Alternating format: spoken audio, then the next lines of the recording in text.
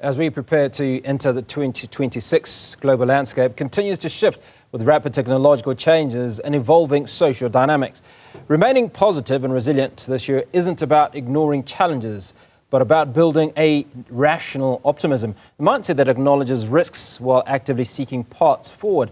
Let's unpack this further with author and motivational speaker Ephraim Garwe. Ephraim, great to speak to you and Merry Christmas.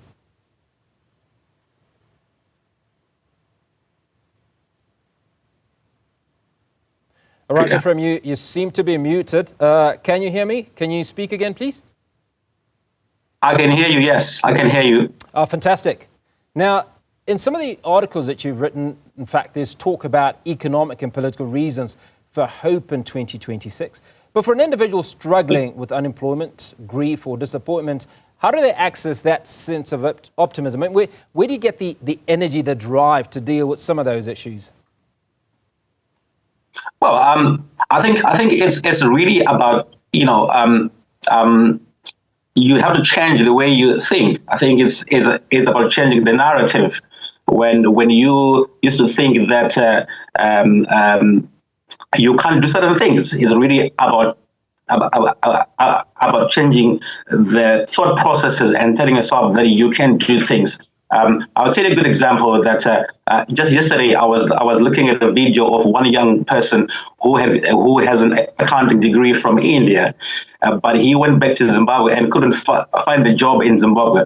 But he was able to find land, and he didn't be stuck in trying to find a job in accounting. He ventured into farming, so he really had to change his mindset and just look what was around him.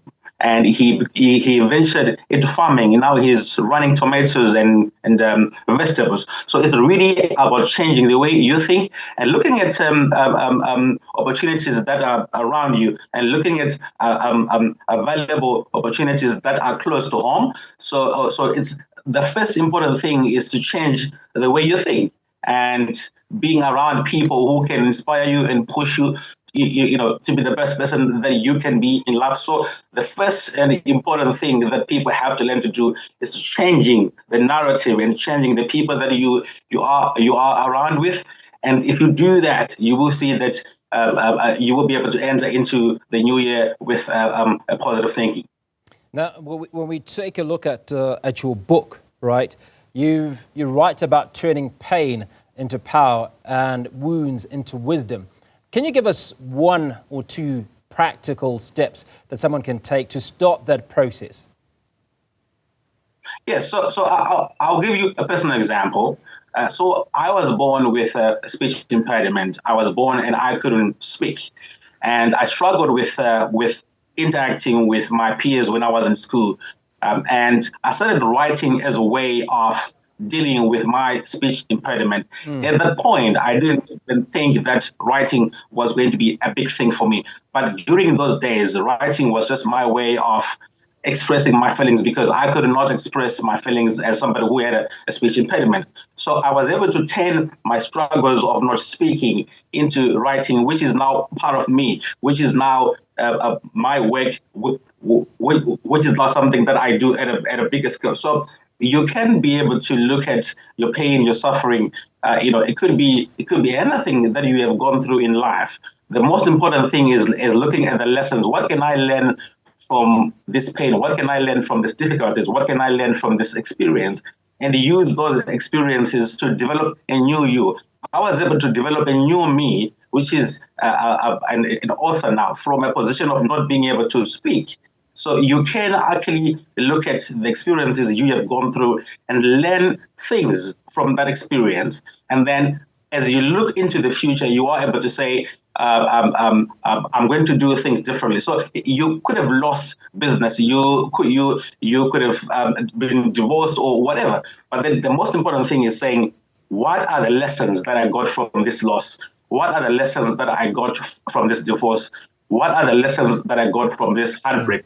So that in my new business, in my new marriage, in my new relationship, these are the things that I'm not going to repeat. These are the things that I'm going to do better. So you are now able to turn your pain into power, because you are now in a position of control. You are now in a position of being able to do things right. So you have learned. Yes. So we've got two scenarios that we've been talking about most of this morning that I'd like you to offer some advice on how these young people can deal with issues.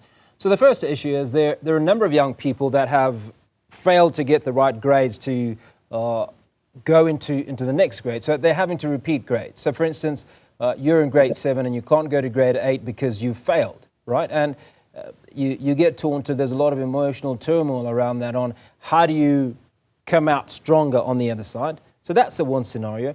The other is where there are multiple teenagers across South Africa, Eastern Cape in particular, where young girls are falling pregnant and giving birth, obviously as teenagers. Now, a big part of the expectation for these teenagers, some of whom don't have partners and can't really have partners legally, is that they need to pick themselves up and fend for themselves, fight for themselves, and potentially go back to school. What is your advice to young people in those situations?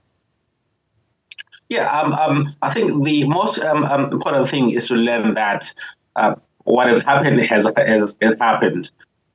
You cannot fix a broken pot. All you have to do is say, how can I then move forward? So for the learners who have not been able to get the proper grades, it's as looking at what can I do? What else can I do? So, for example, you could have been in a matric and then you failed to get the right grades to go to university. So it's looking at what if I need to go back and repeat, then what are those areas or subjects that I need to repeat? Then you focus on areas that you have lagged. So it's really about learning where you went wrong. Where did I went wrong? Who are the people that I can then look up to? Who are the people I can get support from? Do I need to get extra lessons? Do I need to enroll into private lessons? So it's looking at areas where you have gone wrong and learning from those areas and saying, I need to put forward, I need to move forward. So, and then for the young girls who have got pregnant, I think it's important to to tell yourself that I'm now a mom, but this is not the end of my life. I need support. If you can get support from your family, your mothers, people who are around you. So the first thing is getting support. And then second thing is telling yourself that I am not going to be stuck because of what has happened. So I want to go back to the first point of changing the mindset. It's changing the narrative that I'm stuck, I can't do anything. But it's really about telling yourself that I can do it and I can move forward. So at the end of the day, one person has to change that thinking pattern and the narrative and just continue to move forward. And final question, as we approach the new year, what is a more resilient alternative to the classic New Year's resolution?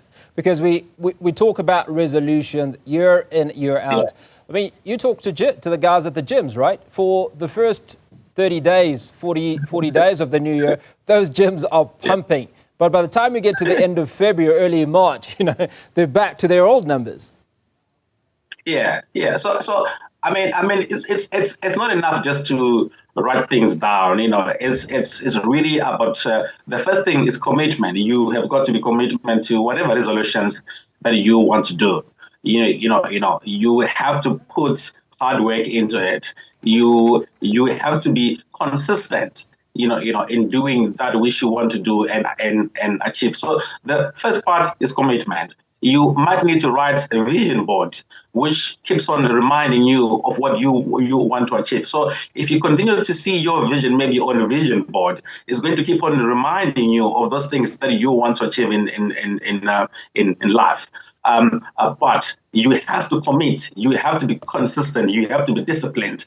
You need to get support from people. If you need a gym partner, you would rather get a gym partner, a person who is going to say, who is going to remind you, who is going to encourage you. So what makes people to get tired is the lack of support, is the lack of encouragement, the lack of push. So there are times when you need to get a partner who is going to hold you accountable, a person who is going to push you to move to, if it's writing a book, you need somebody who is going to push you and remind you. If it's going